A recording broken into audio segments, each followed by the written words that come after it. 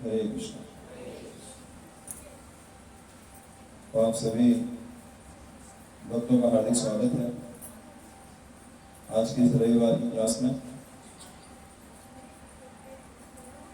इस क्लास में आके मुझे बहुत आनंद का अनुभव हो रहा है कि आप लोगों का संग प्राप्त हो रहा है, जो कि भगवान की भक्ति कर रहे हैं, करने का प्रयास कर रहे हैं। भगवान कृष्ण इस चराचर जगत के एकमात्र ईश्वर है। सारे जितने भी कंट्रोल करने वाले लोग हैं संसार में, उन सबके लीडर हैं।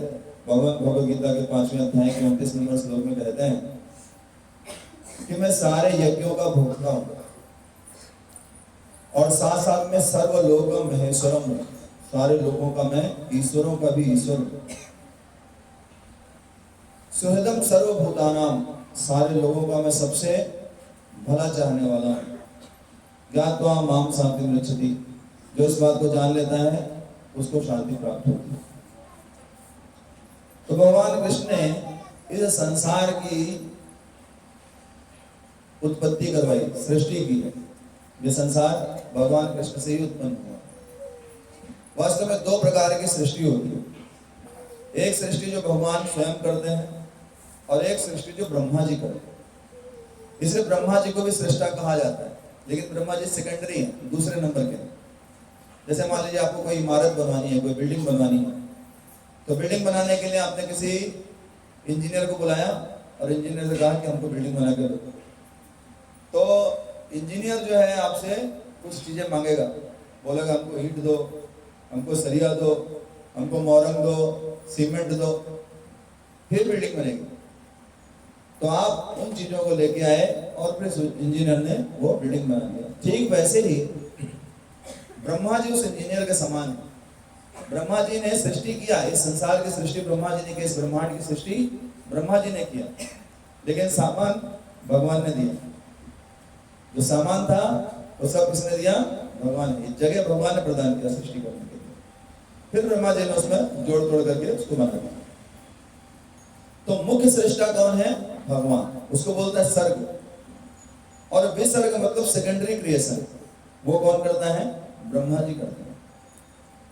तो जिस व्यक्ति ने इस सृष्टि को बनाया है, इस भौतिक सृष्टि को बनाया है, वो कौन है? भगवान। और फिर इस सृष्टि को बनाने के बाद इसमें जोड़ तोड़ करके अलग अलग लोगों को बनाना, वो सब कार्य किसने किया? ब्रह्मा जी ने। तो मैन्युफैक्चरर कौन है? रियल मैन्युफैक्चरर कौन है? भगवान। तो भगवान इस सृष्टि के बारे में क्या बोलते हैं? भगवद गीता में भगवान कहते हैं सृष्टि के बारे में, मामुपेत्या पुनर्जन्म दुःखालयम अशाश्वतम। मामुपेत्या पुनर्जन्म दुःखालयम अशाश्वतम। ये जो संसार है ये कैसा है? दुःखालयम और अशाश्वतम। दो उपमाएं भगवान ने यूज की। दुःखालय है और अशाश्वत। दुःखालय का अर्थ क्या होता है? अनाथालय का अर्थ क्या होता है? जहां अनाथ लोग मिलेंगे। विद्यालय मतलब जहां विद्या मिलेगी। ऐसे दुःखालय मतलब जहां दुख मिलेगा। और हम लोग क्या करते हैं? यहाँ पे सुख ढूंढ रहे हैं, किधर है सुख, कहाँ मिलेगा मुझे सुख, मिल जाए, सुख मिल जाए।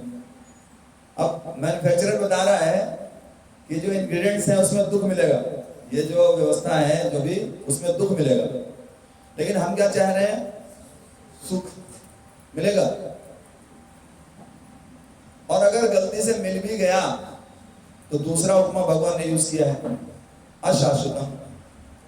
शाश्वत मतलब हमेशा रहने वाला, अशाश्वत मतलब क्षणिक। मिलेगा भी तो थोड़े समय के लिए मिलेगा। तो ज्यादातर तो दुखी दुख है, 99% क्या मिलेगा? दुख।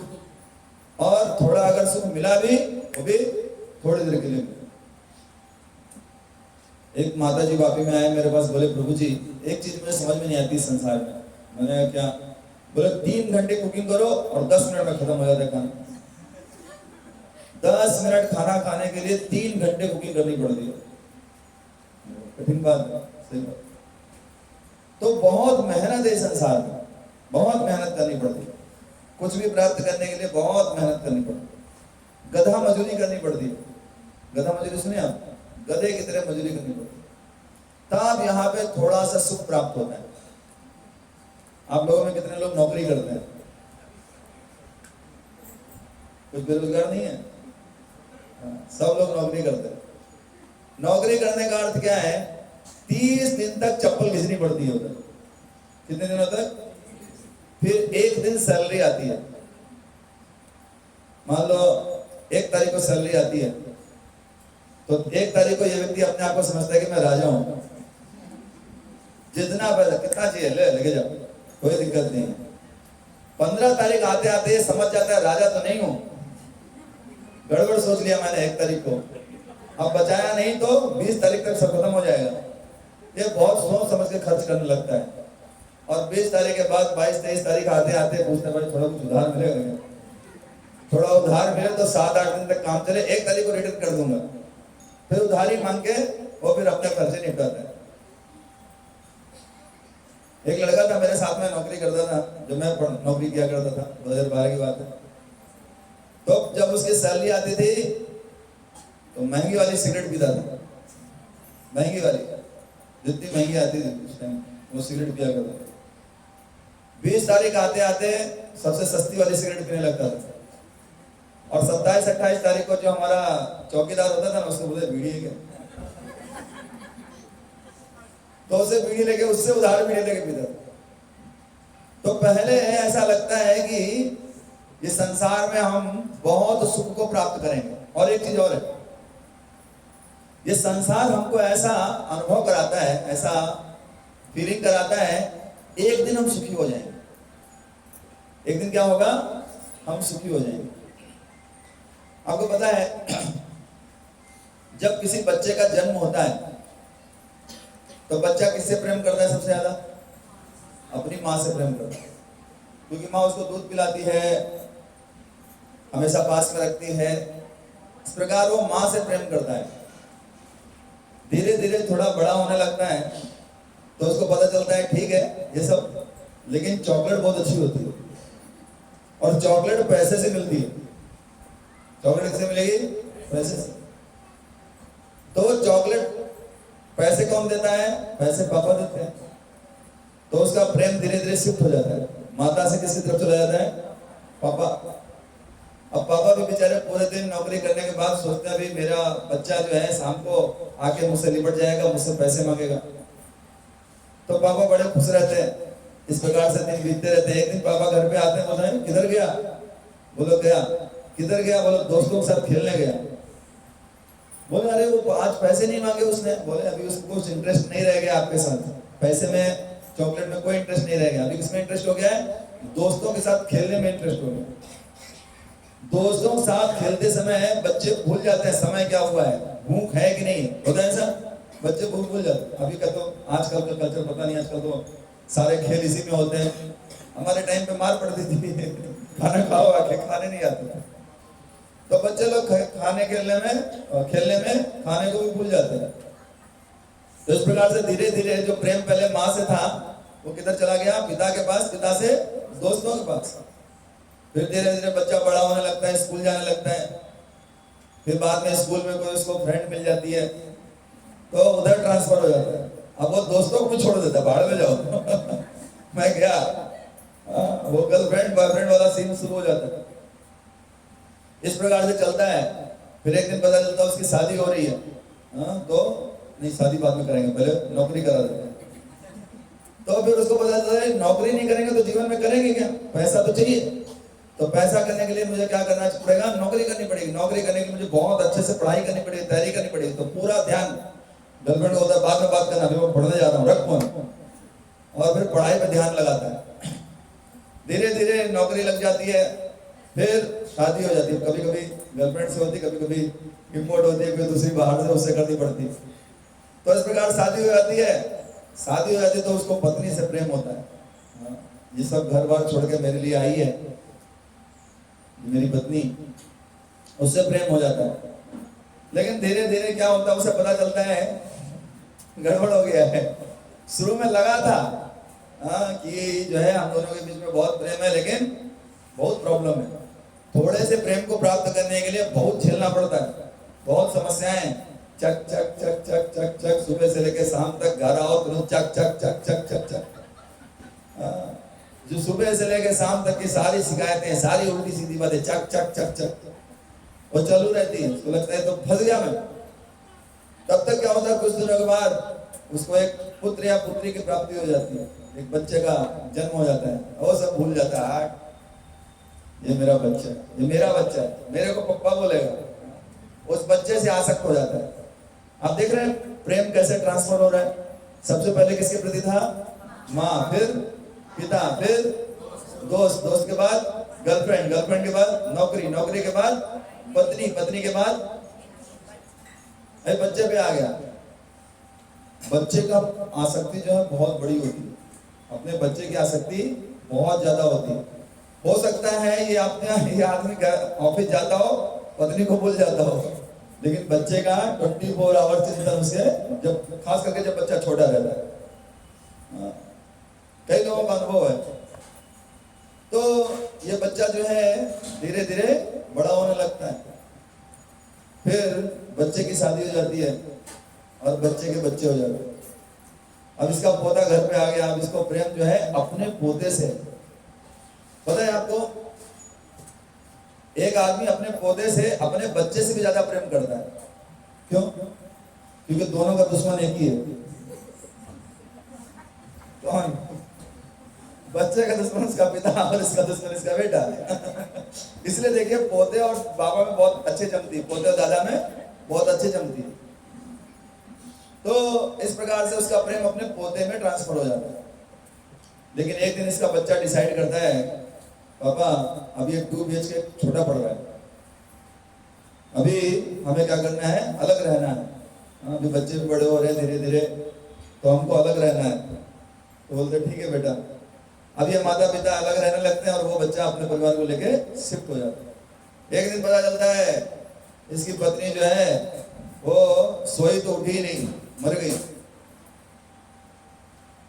अब ये अकेला है।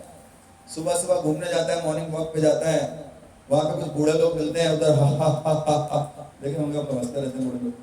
वो उधर लॉफिंग थेरेपी लेता रहता है, लेकिन जीवन का कुछ लक्ष्य नहीं है। क्या, क्यों जीवन जिया कुछ पता नहीं, बस जी रहे हैं, जीते जा रहे हैं, जीते जा रहे हैं। एक दिन वो जाता है ऐसे लॉफिंग थेरेपी लेके, वॉकिंग मॉर्निंग वॉक करके आ रहा होता है, तो एक दुकान पे जाता है दूध लेने के लिए, चाय बनाने के लिए। चाय पीते हैं हम लोग? कौन कौन चाय नहीं पीता? हाँ, चाय नहीं पीता, बाकी सब पीते हैं। तो उधर जाता है दूध लेने के लिए, तो वहां पे देखता है कि कुत्ता खड़ा है, कुत्ता पूंछ हिला रहा है। तो सोचता है चलो उसको एक बिस्कुट का पैकेट खिला देता हूँ, पार्ले जी, 4 रुपए 5 रुपए कितने आता है? 5 रुपए का पैकेट उसको खिला देता है। कुत्ता तो बड़ा खुश हो जाता है। अगले दिन फिर से कुत्ता इंतजार कर रहा था कि कब आएंगे।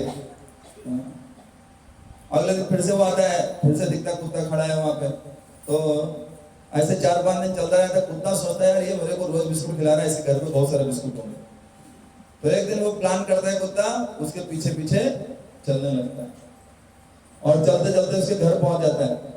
घर के बाहर जब देखता है कि ये तो मेरे पीछे पीछे आ गया, तो सोचता है यार ये व्यक्ति मेरे से प्रेम करता है।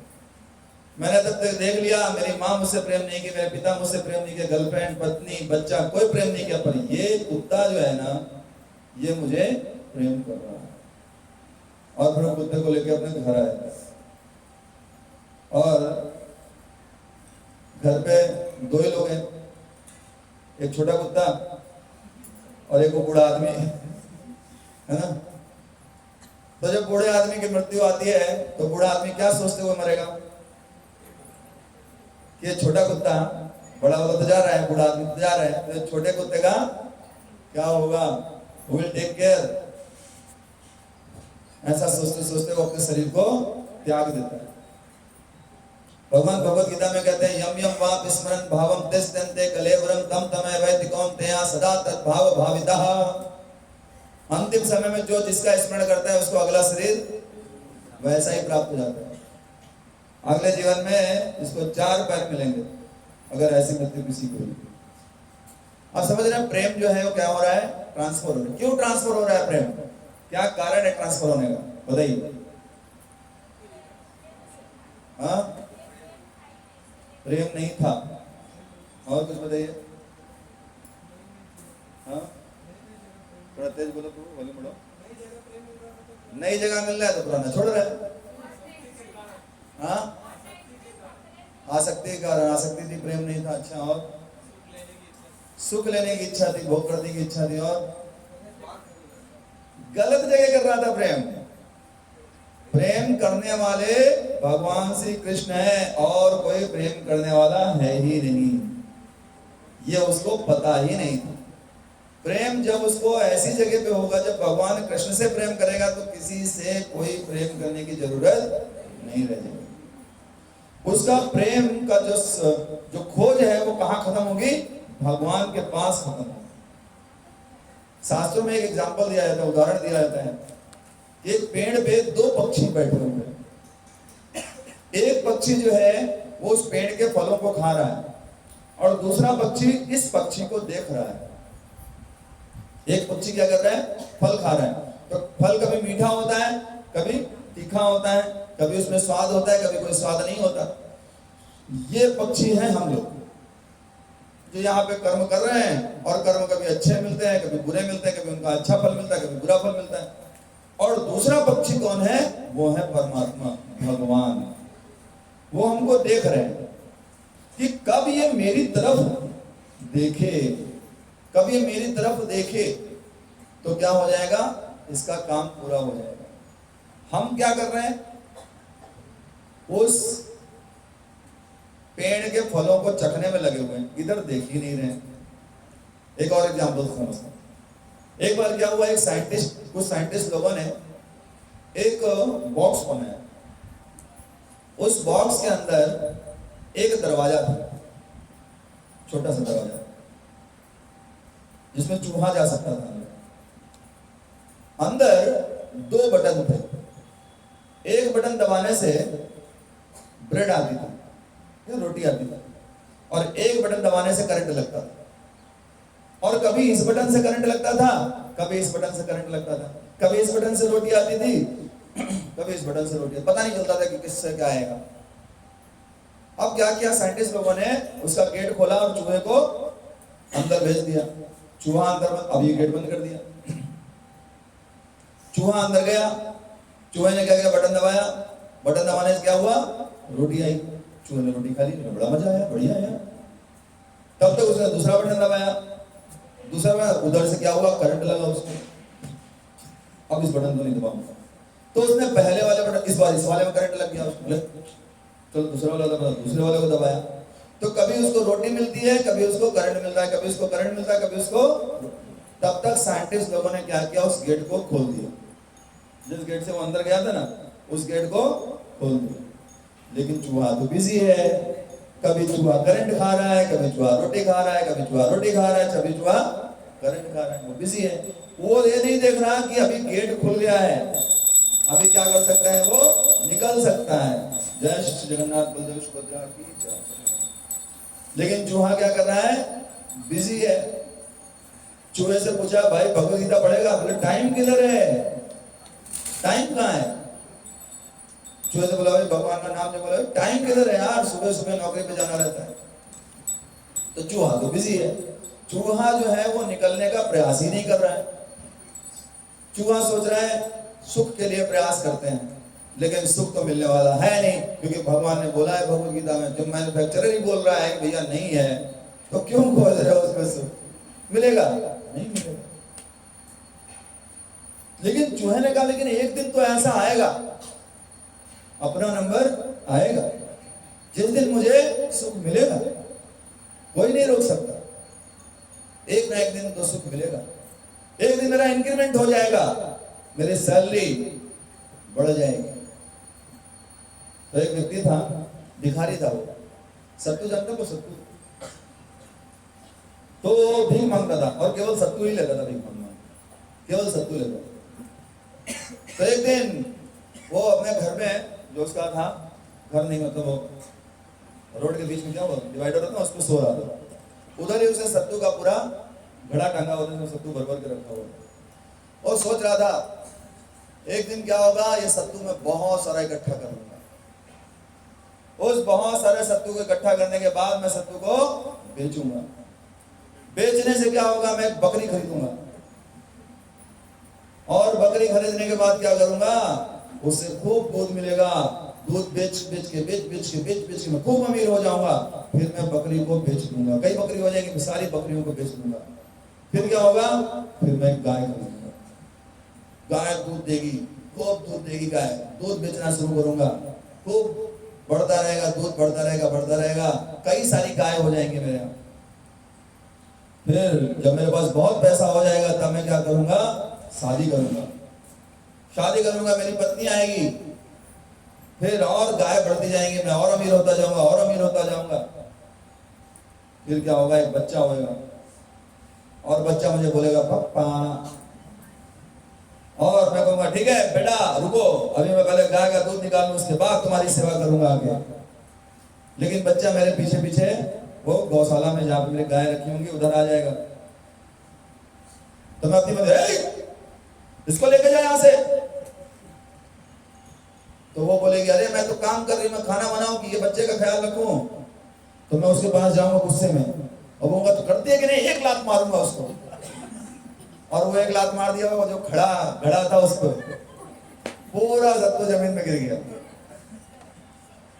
पूरा ख्याली पुलाव जो टपक गए, जितना इकट्ठा किया था सब खत्म।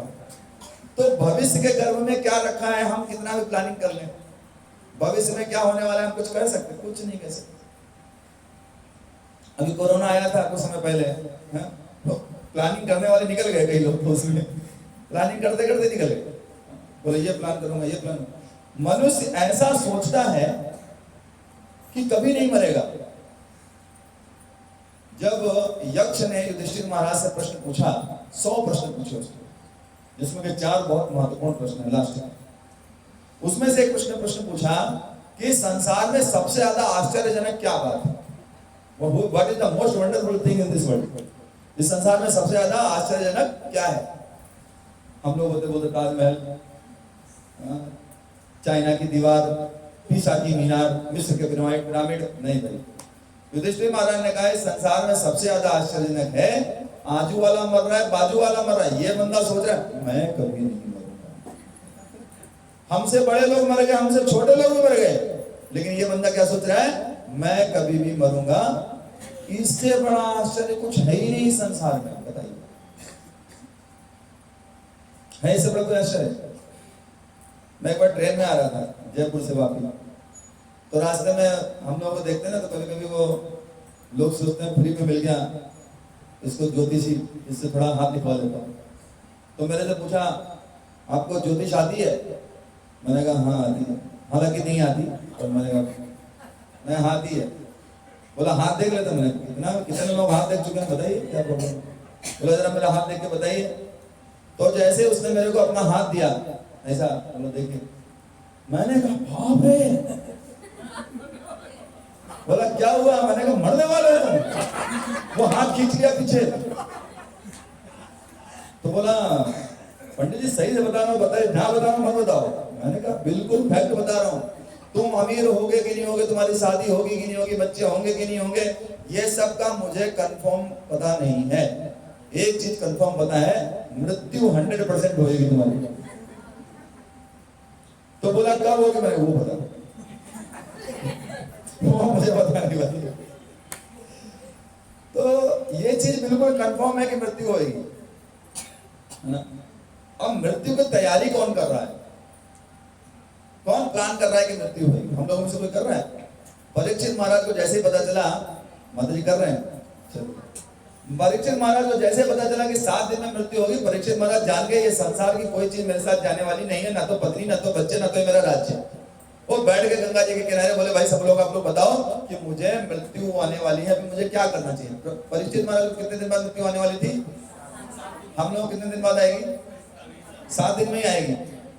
Monday, Tuesday, Wednesday, Thursday, Friday, Saturday, Sunday, इन्हीं 7 दिनों में आने वाली है। कौन से आएंगे वो पता नहीं है, इस वीक में आएगी कि अगले वीक में आएगी, 2026 में आएगी, 28 में आएगी, 50 में आएगी, वो पता नहीं, पर आएगी इन्हीं 7 दिनों में। 8वां दिन तो आने वाला है नहीं, 7 दिनों में, तो तुरंत वो भगवान के शरण ले लिए। हमको भी भगवान के शरण ले लेना चाहिए, तुरंत माला जप करना शुरू कर देना चाहिए। तो एक दिन एक व्यक्ति था, वो बहुत परेशान था। तो मैंने उससे पूछा, भाई इतना क्यों परेशान हो?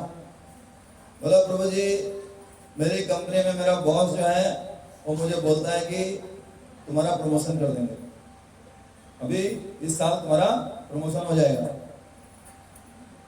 हरे कृष्ण माता जी, सबसे आगे स्वयं की कैसे चलेगा? अच्छा, मनन कर रही है बहुत। तो उन्होंने कहा कि ये व्यक्ति बोला कि मेरा बॉस मेरे को बोलता है कि इस बार तुम्हारा प्रमोशन कर, प्रमोशन को समझते हैं ना, पैसा बढ़ जाएगा नौकरी का। मैंने कितने साल से बोला? बोले 5 साल से बोल रहा। अभी भी वहीं पे है, 20,000 तभी मिल रहे थे, अभी भी 20,000 मिल रहा है। तो मैंने उनको एक स्टोरी सुनाई। मैंने कहा, एक गधा था, गधा जानते हैं, सब जानते हैं, गधे से परिचित है।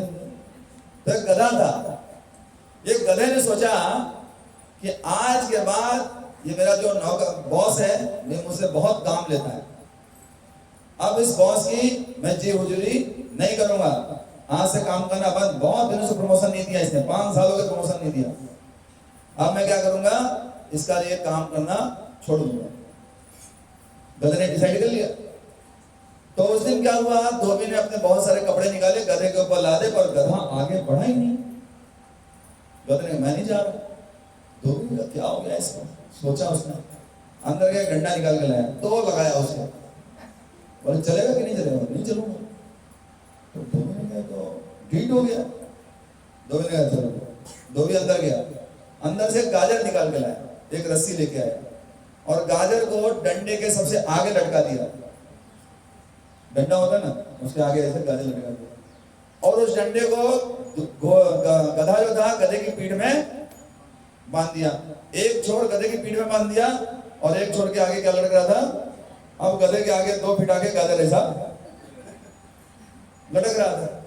अब गधे ने सोचा, अब मेरा प्रमोशन हो गया। बोला, इतने दिन तक देखो मैंने कुछ नहीं किया, काम करता रहा चुपचाप, तो ये सोच रहा था कि ये ऐसे ही करता रहेगा काम। देखो अभी मैंने जब ढीठपन दिखाया तो इसने तुरंत मेरे लिए गाजर लेके आया। अब मैं 2 कदम आगे बढ़ूंगा तो गाजर मेरे पास आ जाएगा।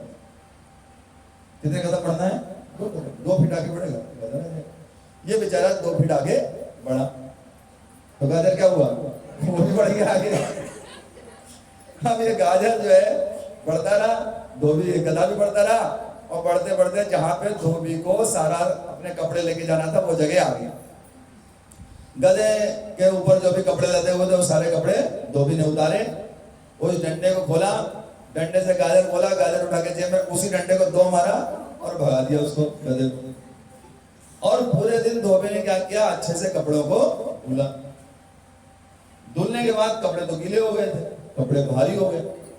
फिर से इसने गधे को बुलाया, गधे को पकड़ के लाया। गधा बोला, अरे तुम मेरे को सुबह बेवकूफ बना दिए, अब नहीं बना पाओगे। इसने तुरंत वैसे ही किया, डंडे के आगे गाजर लटकाया और गाजर को उसकी पीठ में बांधा। गधे ने कहा, लग रहा है अब मिल जाएगा। तो इसने फिर से आगे लटका दिया और बहुत सारे कपड़े गधे, उसकी हालत खराब क्योंकि कपड़े भर गए, भारी हो गए और गधा चलने लगा। गधा चलते चलते सिलवासा वापस आ गया। नहीं, गधे की बात करें आप, आपने को नहीं बोलो। गधा जो है सिलवासा वापस आ गया तो उसने सोचा, अब तो मैंने पूरा दिन बहुत मेहनत किया है, आज तो मालिक खुश होएगा। मालिक है बिल्कुल खुश है। तुरंत उसने क्या किया, गाजर निकाला, जेब में रखा, 4 डंडे मारे उसके। बोला, ठीक, सुबह तुमने नाटक किया। गधा तो बेचारा, उसकी कमर टूट गई डंडे खा खा के। गधा अपने फ्लैट पे पहुंचा, फ्लैट पे उसने बेल दबाई तो फ्लैट के मालकिन जो निकली अंदर से, उन्होंने गेट खोला। कौन था? गधी थी। तो गधे के बुलाने पे गधी ने गेट खोला तो ये गधा का मुंह देखा तो उतरा हुआ है पूरा। तो गधे ने पूछा, क्या हुआ तुमको? हालांकि उसको मतलब नहीं था उससे कि क्या हुआ। फिर वो क्या, अच्छा वो छोड़ो, मेरे लिए क्या लेके आए? तो गधे ने कहा, अरे भाई तुम्हें पता है आज क्या हुआ ऑफिस में? बोला उससे मुझे कुछ लेना देना नहीं, पहले तुम मेरे लिए क्या लाए? तो गधे ने कहा, अरे आप सुनो तो यार मेरी बात तो सुन, मैं कितनी मेहनत करके आया हूं, कितना परेशान हुआ, आज बॉस ने मुझे बोले वो उससे मुझे कुछ लेना देना नहीं, मेरे लिए क्या लाए? अब गधे को गुस्सा, भाड़ में जाओ, तो कुछ नहीं लाया तुम्हारे, भाग यहां से। गधे ने कहा, अच्छा ऐसा, आज खाओ खाना तुमको देते हैं बना के। और गधे ने क्या किया मालूम? गधा मारता कैसे? कैसे मारते हैं? उल्टा में। तो ऐसे ही गधी घूमी और एक दो लत्ती मारी गधे के। तब तक बच्चे भी आ गए, पापा पापा पापा पापा मेरे लिए क्या लाया? पापा चॉकलेट के दे दे। बेटा आज सुबह से खुद कुछ नहीं खाया हूं, तुम्हें चॉकलेट कैसे दूं? बोला भाड़ में जाओ पापा, हम जा रहे हैं मम्मा के पास। बच्चे मम्मा के पास चले गए और ये गधा बेचारा जो है एक कोने में पड़ा हुआ है, दिन भर कुछ नहीं खाया, रात में पत्नी से लड़ाई हो गई तो पत्नी खाने को भी नहीं दी और जोमेटो से मंगाने के लिए पैसे भी नहीं थे, तो बेचारा ये उधर एक कोने में पड़ा हुआ रो रहा है। ये सिलवास भी रहता है।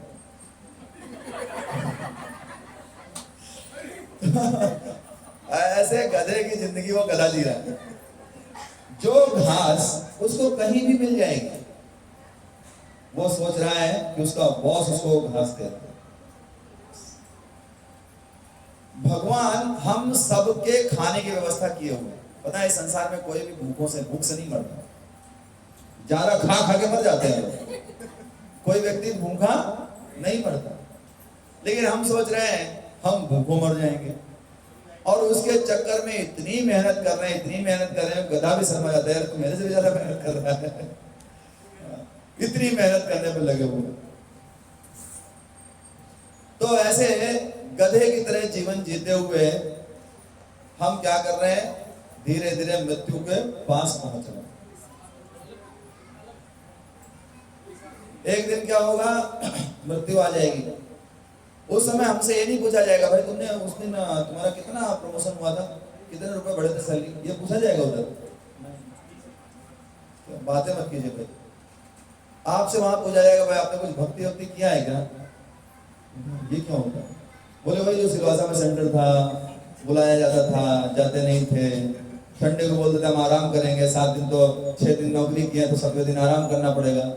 हाँ, बोले वही करना था, नहीं किया? बोले नहीं। बोले तो कोई बात नहीं, तुमको बढ़िया नरक में लेके जाते हैं, उधर मस्त मरम्मत करेंगे, उधर बहुत सुंदर कढ़ाई चढ़ी हुई है, तेल जो है गर्मा गर्म उबल रहा है, उधर मस्त फ्राई बना के सर्विस की जाएगी तुम्हें। और उधर क्या किया जाता है? उसको बहुत प्रताड़नाएं दी जाती है नरक में। ये प्रताड़नाएं तो ठीक है कुछ समय के लिए होती हैं, लेकिन उसके बाद फिर उसको कौन सा जीवन प्राप्त होगा ये उसके कर्मों के आधार पर डिसाइड किया जाता है। और ज्यादातर जो गधे जैसी मेहनत करता है उसको जानवर का शरीर प्रदान कर दिया जाता है। अगले शरीर में जानवर 2 पैर एक्स्ट्रा, पहले बोले 2 ही पैर, 4 पैर, अरे बोल 4 पैर लेके इधर घूम रहे उधर घूम रहे करके जीवन जीने, पता ही नहीं क्या करना है। तो भगवान कहते हैं भाई जब तुझे मनुष्य जीवन दिया, मनुष्य जीवन में तुमने गधे जैसे जीवन जिया, तो फिर क्या कर, तू गधे बन जाओगे, तो उसके लिए व्यवस्था कर गधे बन जाए। तो अगर थोड़ी सी बुद्धि हो तो क्या करना चाहिए? भगवत गीता पढ़ लेना चाहिए, साधु संग कर लेना चाहिए, क्योंकि इसके द्वारा क्या होगा? भगवान भगवत गीता में कहते हैं नेहा विक्रम नास्वस्ति प्रत्यवायो न विद्यते स्वल्पमप्यस्य धर्मस्य त्रायते महतो भयात्। इस प्रयास में कोई हानि नहीं होती है। भक्ति में कोई हानि होती है? नहीं। मैंने एक बार यही बोला, बोले प्रभु जी हम तो क्लास 2:30 बजे खाता तो मत है, हम 2:30 बजे ही आते हैं, फिर भी प्रसाद खाने को मिल जाता है, फिर भी मना नहीं किया जाता कि प्रसाद नहीं मिलेगा, फिर भी कोई हानि है ही नहीं प्रभु जी। तो आप आए, भगवान का दर्शन किया, आरती के, कीर्तन किए, हरि बोल, और उसके बाद क्या हुआ? कथा सुन लिए थोड़ी बहुत, सो गए बीच में, कोई दिक्कत नहीं है। उसके बाद क्या हुआ? प्रसाद खाए और घर गए आराम से। क्या टेंशन है, कोई प्रॉब्लम? बोले फिर भी नहीं करते। इतना होने के बाद फिर भी भक्ति करने का प्रयत्न नहीं करते। बोले थोड़ा तो भगवान का भजन कर लो भाई, रोज थोड़ा थोड़ा हरि का भजन। ज्यादा नहीं बोलते, बोले 24 घंटा करना, ऐसा तो नहीं बोलते ना, बोले थोड़ा ही कर लो, 2 घंटा कर लो, 16 माला कर लो। बोले 16 माला? अरे मेरा रील देखने का टाइम 5 घंटे का है, 5 घंटे रील्स देखता हूँ, उसमें 2 घंटा कम करना पड़ेगा? Return almost difficult, impossible. और मोबाइल देखते देखते देखते देखते बेचारा 3 बजे रात में सोने जाता है। भी बड़ी मुश्किल से, जब सोना ही पड़ेगा तो सुबह हो गई। तो इस प्रकार वो जीवन जीता है, पूरा दिन जो है काम करने में बिता देता है और शाम को मोबाइल पकड़ लेता है, बच्चों के साथ खेल कूद में समय निकल जाता है। धीरे धीरे ऐसे समय बीत जाता है। प्रहलाद महाराज कहते हैं शुरू के कुछ साल तो कुछ पता ही नहीं होता है, जीवन बीत जाता है, और दिन में कम से कम 6 से 7 घंटा 8 घंटा तो आदमी सोता ही है, बराबर? तो जीवन का 1/3 भाग तो सोने में बीत जाता है। लास्ट के जो साल हैं, जब व्यक्ति कुछ कर नहीं सकता, हाथ पैर उसके निष्क्रिय हो जाते हैं, 60 के ऊपर के साल जो हैं वो उसमें बीत जाते हैं। थोड़ा सा समय बचता है, जो 20 से 40-50 साल तक का जो एज है, उस समय वो सोचता है तो थोड़ा ही समय है, इस समय में क्या कर लूं, थोड़ा आनंद भोग लेता हूँ, थोड़ा भोग कर लेता हूँ, और उस भोग को करने के चक्कर में वो फेल हो जाता है, जीवन ही उसका खराब हो जाता है। तो एक कहावत है, जब जागो तब अंधेरा सवेरा। तो अभी जग गए। एक ऐसे लड़का, वो सुबह दोपहर में 12 बजे उठता, मैंने कहा भाई इतना लेट क्यों? बोला जब जागो तब सवेरा। मैंने भाई तो सवेरा नहीं, उसको दोपहर बोल दो, और थोड़ा और लेट करोगे तो फिर से रात हो जाएगी। जब जागो तब रात। तो अभी पता चल गया ना, अभी भक्ति कर लो। पता चल गया ना भगवान के बारे में, अभी भक्ति कर लो, अभी शरण ले लो, क्योंकि भगवान जो है ना बड़े दयालु हैं। इनसे ज्यादा दयालु कोई है ही नहीं, हो ही नहीं सकता। मेरे पीछे एक श्लोक दोहराइए, अहो बकीयम स्तनकाल कूटम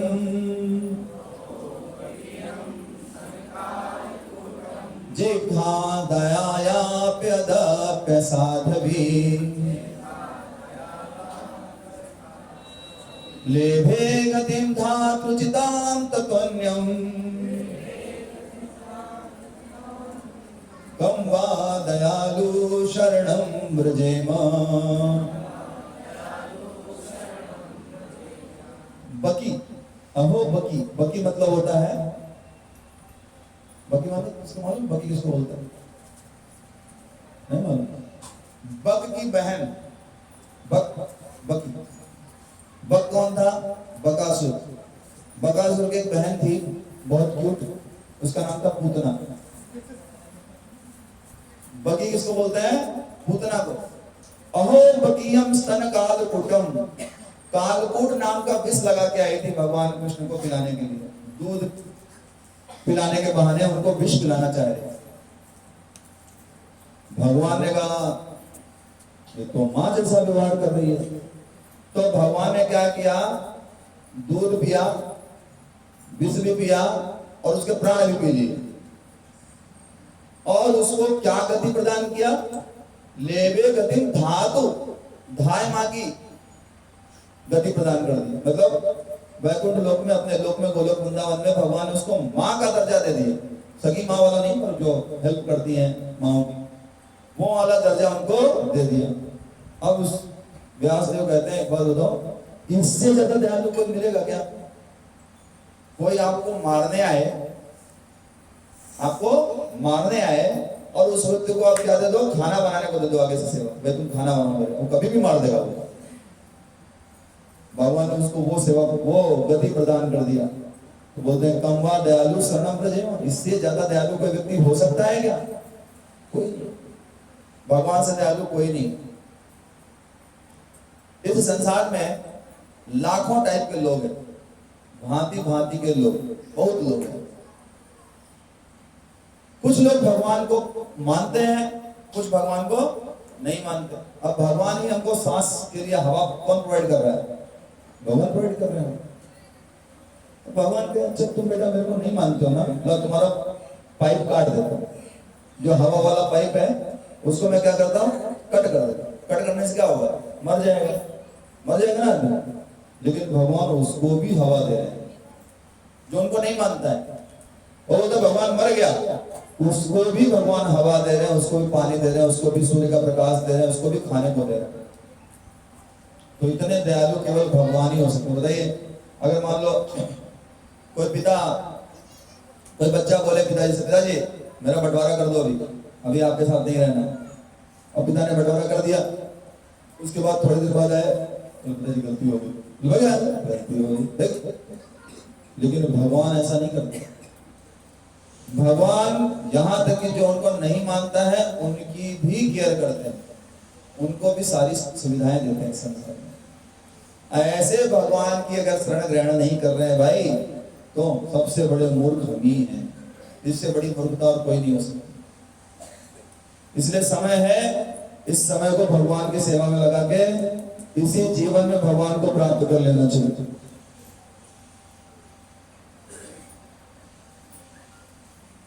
इस जीवन में ही अगर हमने भगवान को प्राप्त कर लिया तो फिर टेंशन फ्री। और नहीं तो पुनरपि जननम पुनरपि मरणम पुनरपि जननी जठरे शयनम, बार बार जन्म, बार बार मृत्यु, बार बार माता के गर्भ में जाके रहना पड़ेगा। पुनरपि जननी जठरे शयनम, बार बार जन्म लेना पड़ेगा। तो इस संसार में हमें समझना चाहिए कौन व्यक्ति खुश है। बताइए कौन खुश है? संसार में कौन व्यक्ति खुश है? हाँ, बराबर। और हमको लगता है ना यार ये क्रिकेटर होगा, विराट कोहली मस्त का खुश होगा, सचिन तेंदुलकर, रोहित शर्मा बड़े खुश होंगे, अभिषेक बच्चन खुश होंगे बहुत।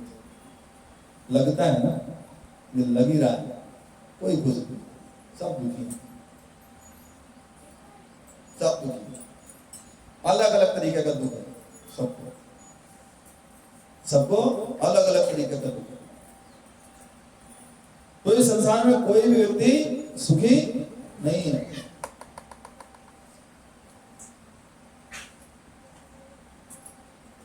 बुद्धि मुक्ति सिद्धि कामी सकल अशांत, जो भोग प्राप्त करने की इच्छा रखता है अशांत, मुक्ति प्राप्त करने की इच्छा रखता है अशांत, सिद्धि प्राप्त करने की इच्छा रखता है अशांत, कामी काम के प्रति परेशान रहता है अशांत, कृष्ण भक्त निष्काम अतएव शांत। कृष्ण भक्त जो है वो क्या रहता है? निष्काम है, उसको कोई इच्छा नहीं है। क्या इच्छा? एक ही इच्छा है, भगवान प्रसन्न रहे बस। कृष्ण भक्त निष्काम अतएव शांत। अशांत कुतो सुखम, अगर कोई व्यक्ति अशांत है तो उसको सुख कैसे प्राप्त होगा? केवल शांत व्यक्ति ही सुख को प्राप्त कर सकता है। तो जो व्यक्ति शांत रहता है, जिसकी इच्छाएं उसने कंट्रोल में कर लिया है, वही व्यक्ति सुख प्राप्त कर सकता है। शांत कौन हो सकता है? भगवान का भक्त शांत हो सकता है, क्योंकि वह जानता है ईशावास्यमिदं सर्वं यत् किंचन जगत्याम जगत् तेन तिक्तेन भुंजीता मां कृतः कस्य सुतधनम। ये सारे संसार की जो भी चीजें ये किसकी है? ये सब भगवान की है। मुझे केवल उतना ही यूज करना है जो मेरे लिए दी गई है, बस एक्स्ट्रा यूज करने की जरूरत नहीं है। तेन तिक्तेन भुंजीता मां कृतः कस्य सुतधनम, और मेरे लिए नहीं। पर हम लोगों की क्या होता है? ये भी दे, ये भी दे, सब हमारे पास होना चाहिए, पूरे संसार का सुख मेरे पास। आपने उसको देखा, रेशम के कीड़ों को देखा? देखा नहीं, सुना होगा। रेशम के कीड़े के मुंह से रेशम निकलता है ना?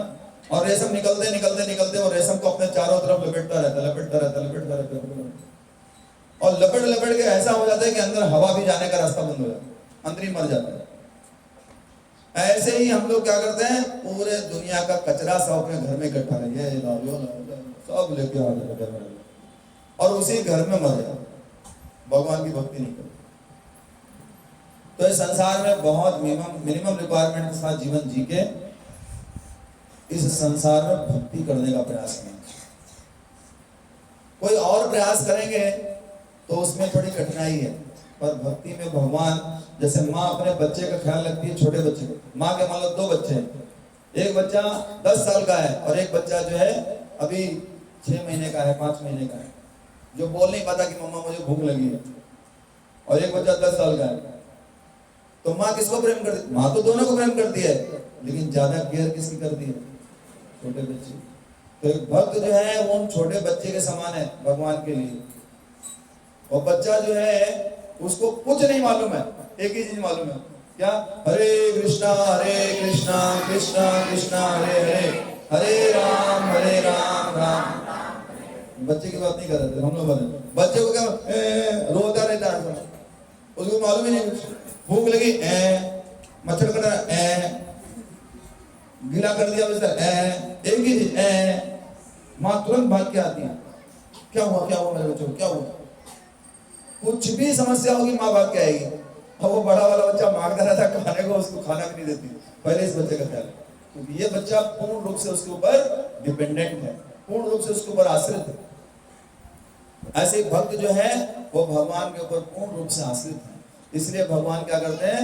उनका पूरा ख्याल रखते हैं। चिंतयन्तो माम ये जना पर्युपासते, जो अनन्य भक्ति मेरी करते हैं, भगवान कहते हैं उनको जो चीज नहीं होती है वो चीज मैं उनको देता हूं, और जो चीज उनके पास होती है उसकी रक्षा करता हूं। प्रेम से भक्त क्या करता है? भगवान से प्रेम करता है। एक बार वनवास के समय में युधिष्ठिर महाराज के पास में दुर्वासा ऋषि आ गए, और वहां पे द्रौपदी जो उनके पास अक्षय पात्र था, उस अक्षय पात्र को भूल चुकी थी। अक्षय पात्र से कुछ भी निकाल सकते, कितना भी निकाल सकते, सबकी सेवा हो सकती थी, लेकिन ए बेटा चुप रहो 5 मिनट और।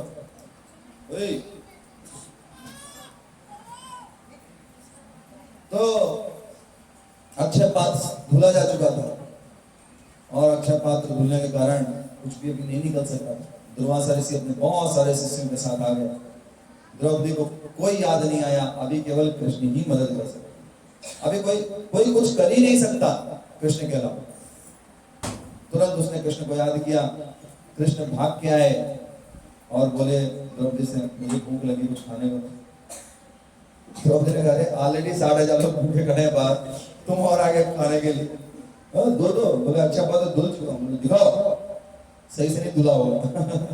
अच्छे पात्र लिया तो अच्छे पात्र को उन्होंने क्या किया, एक दाना उसमें लगा रह गया था, सही से नहीं धुला था, एक दाना लगा रह गया था। भगवान ने उस दाने को उठाया, खा लिया, मेरा पेट भर गया। और जैसे यस्याम तुष्टे जगत तुष्टम, वो लोग नहाने गए थे, उधर ही उनका पेट फूल गया सबका। बोले अगर इसमें हमने कुछ भी खाया तो फट जाएगा। तब तक क्या देखा उन्होंने कि भीम आ रहा है। बोले तो लेने आ रहा है, भागो।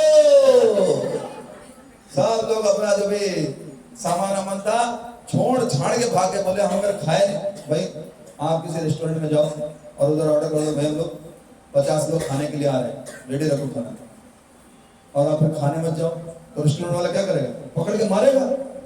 तो सेम वो बीवी उधर बोल के आए कि खाना बनाओ 60,000 लोगों का, और खाना बन गया होगा, और इधर क्या हुआ, ये लोग भागे वहां से, मतलब मारेगा भीम, पकड़ के सबको, पसलियां तोड़ देगा। तो जिसको तुष्ट करने से सब तुष्ट हो जाएंगे। एकमात्र भगवान का भक्त ही ऐसा होता है। अभी हम लोग पढ़ रहे थे 5वें अध्याय में कि भगवान का भक्त सबको प्रिय होता है, हर व्यक्ति उससे प्रेम करता है, हर व्यक्ति उसको प्रेम करता है। तो वो बनिए, भगवान की भक्ति ग्रहण कीजिए अपने जीवन में, और देखिए जीवन में परिवर्तन आएगा, आपके जीवन जीने के तरीके में परिवर्तन आएगा, आपकी सोच में परिवर्तन आएगा, बाकी लोगों की सोच में परिवर्तन आ जाएगा, चेंज हो जाएगा जीवन। भगवान भी प्रसन्न, आप भी प्रसन्न, समाज भी प्रसन्न, सब प्रसन्न। और नहीं तो समाज ऑलरेडी दुखी है, आप भी दुखी, बढ़ रहा है, क्या दिक्कत है?